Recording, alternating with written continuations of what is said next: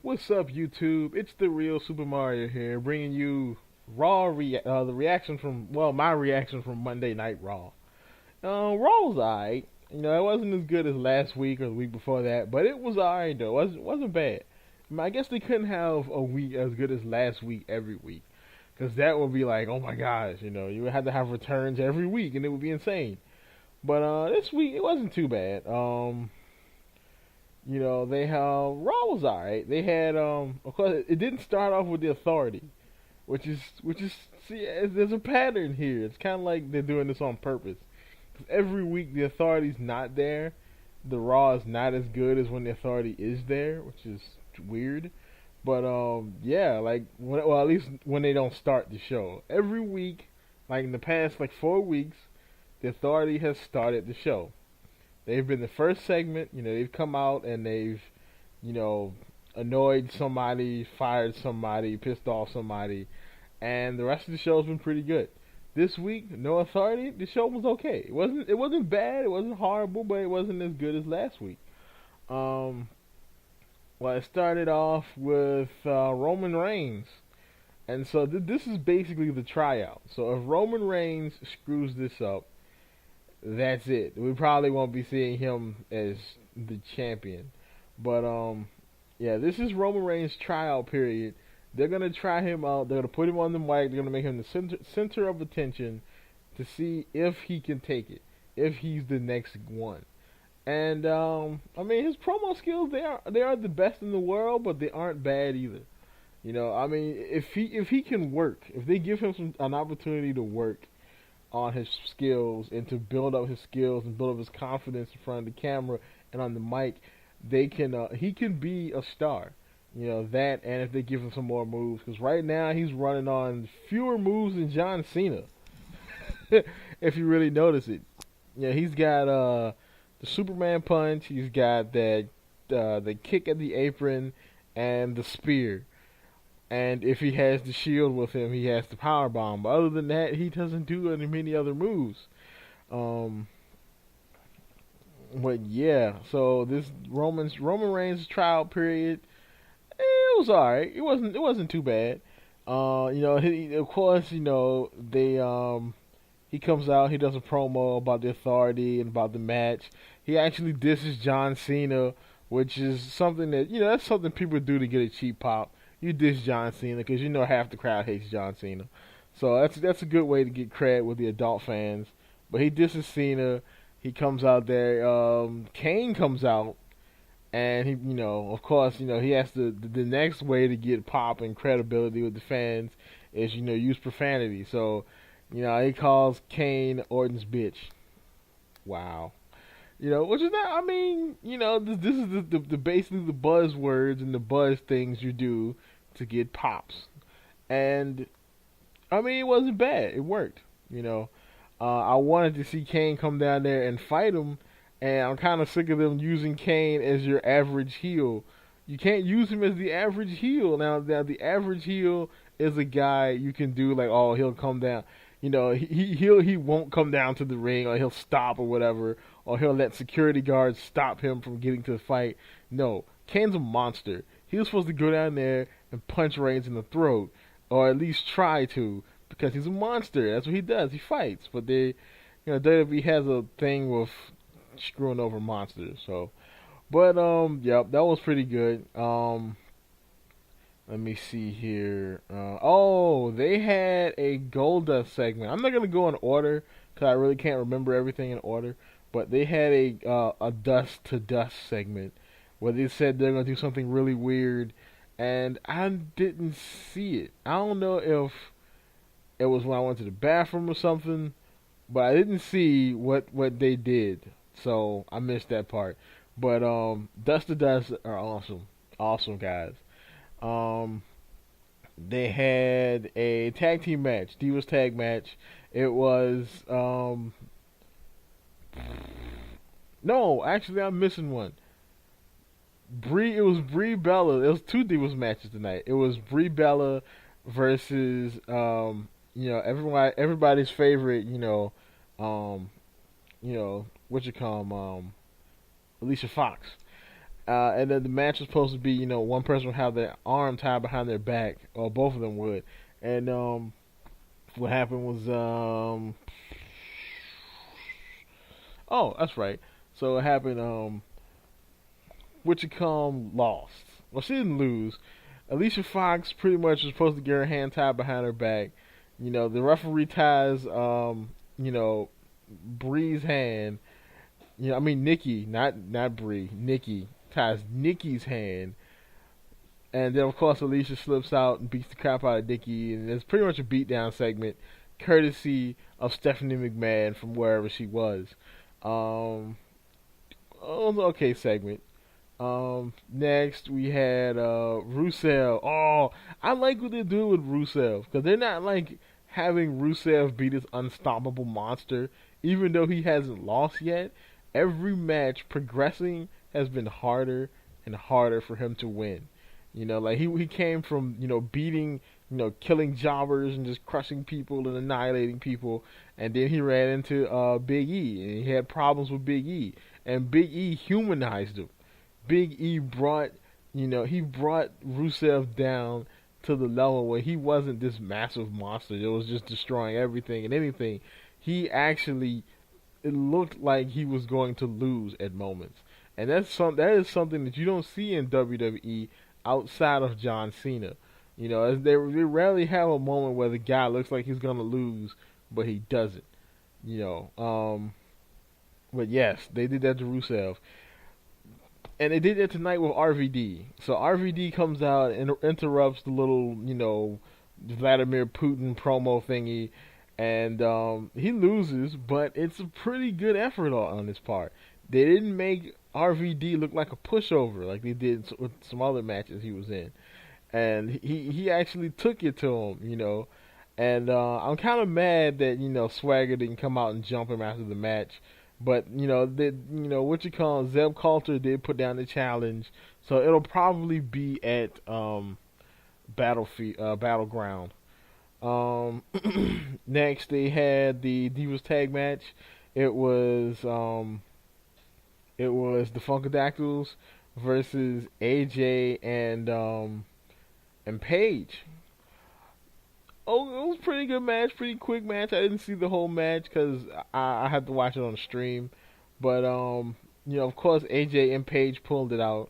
Of course, Paige, it looks like they're setting up this whole, yeah, we respect each other, we're cool. Eventually, Paige is going to turn heel. Enough said. That's what's going to happen. Probably sometime before or after they have a rematch at the pay-per-view. Then, of course, the long-awaited and predicted heel turn of Cameron, even though she's been a heel the whole time. I don't care what people say. Cameron's been a heel the whole damn time. And she turned, they fought, she fought Naomi. They had a little cat fight, Jerry Springer style. That went over. It was alright. So now Cameron, aka TheBomb.com, is doing her thing. She's doing her thing, and she's out. So, well, she's not out, but she's out of the Funkadactyls. Funkadactyls are separated. Next we have there were a couple of Roman Reigns John Cena moments. Another thing to kind of get Roman Reigns some popularity and some heat and stuff is to keep putting him against John Cena. And because a lot of people hate John Cena, and so of course they'll automatically cheer for Roman Reigns, right? Maybe. But they keep putting him against Cena. There was a little moment where Cena was doing his promo, Reigns comes up, and they kind of have like a little moment, and John Cena steals a line from Captain Jack Sparrow. He's like, yeah, savvy. I'm like, dude, you can't. Oh. John Cena stole a line from Jack Sparrow. That was a low moment for me. But yeah, all in all, pretty good. Some tension there going into going into Battleground in a few weeks. There's also some tension on the other side. That was a promo when not Seth. Yeah, it is Seth Rollins. Seth Rollins comes in and he kind of like, he's like, yeah, Orton and Kane is in there, they're doing something, and he comes in, he's like, yeah, if either one of you win the title, I'll think twice about cashing in on you guys, and then he walks away, and Orton's like, man, I'm beginning to hate that kid, and then Kane's like, yeah, but not as much as I'm beginning to hate you. So there's like tension on both sides, kind of like building up the fatal four way thing. Um, they had Roman Reigns. No, it was the match of the night, probably the match of the week. It would be Orton versus Dean Ambrose. Awesome match. It started off really slow because their styles are kind of slow starting anyway, and then it just kind of blew up into this fight everywhere that really should have been like a disqualification or a count out or something, because they literally fought like all over the ring area, and the referee did not count them out. It was longer than 10 seconds they were out there. But yeah, that was a pretty good match. Orton picks up the win, but it was not an easy win at all. That was a hard fought victory. Um, let's see. He picks up the win. It actually makes Ambrose look good because he held his own that long against Randy Orton. Um, of course, Seth Rollins would go up. Now, yeah, Seth Rollins would go up against John Cena in the main event. But before that, there was a few other things. They had Jericho and The Miz. Okay, now I mean this is alright. To me, it was a pretty good match, but that's only because I like Jericho and I like The Miz. I like The Miz as a heel. I like Jericho as a heel, but I like Jericho and whatever he does anyway, so it doesn't matter. So that was a pretty good match. Jericho, of course, Jericho picks up the win with the walls, makes Miz tap out. And then out comes Bray Wyatt. The little Bray Wyatt thing happens, and Bray Wyatt pops up in the chair with the spotlight, lights all over the arena, and he does a promo on Jericho about saving the WWE universe. Jericho replies in his typical like face Y2J, type of reply, and he comes with the ramp, but of course the other Wyatts appear, and so it's like, yeah, you don't want to go up the ramp, just don't do it. And then JBL is like, yeah, just don't do it. And it's weird, and he actually takes JBL's advice. He's like, I'm not gonna go up there. But after that there was oh, that was a match. That was it was Dolph Ziggler versus one of the weirdest moments in Raw. Dolph Ziggler versus Del Rio. Pretty good match. The weird part was Fandango on commentary. Oh my gosh, that was creepy. Like the way he talks. Imagine him like I was wearing earphones because I was watching it on my laptop.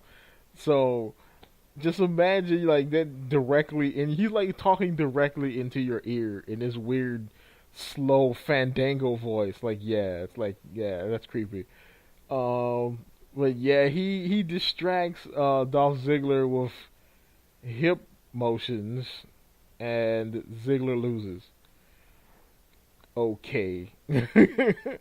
So I'm guessing the feud has evolved from Fandango being in the middle of this, Summer Rae Layla thing to being Fandango and Ziggler.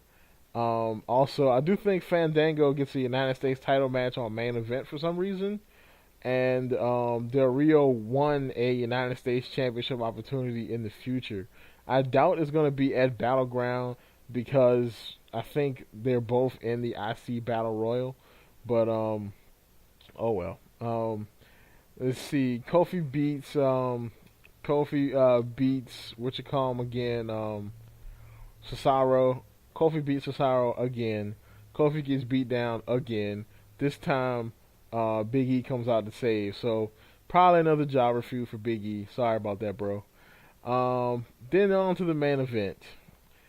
John Cena versus Seth Rollins. I knew this match wasn't gonna be a very long match because I think this match started at like 10:50, and so they go on, they go back and forth. The match is okay. Kane comes out, cause Kane comes out to attack Cena. And then of course I think Ambrose comes in to save. Orton comes in. Orton comes in, and then of course in classic hero style, Roman Reigns comes in. They hit the Shield music. Reigns comes in. He starts spearing people. Superman punching. He saves Cena. Ambrose is laying on the ground somewhere, and Cena raises Roman Reigns' hand. So you know what's gonna happen. Roman Reigns isn't gonna win. But yep, this is the Raw reaction. Raw was pretty good, not a bad show. Wasn't as good as the last couple weeks, but not a bad show at all. So like, comment, talk about Raw, subscribe, and keep it real, people. Keep it real. Real. Real.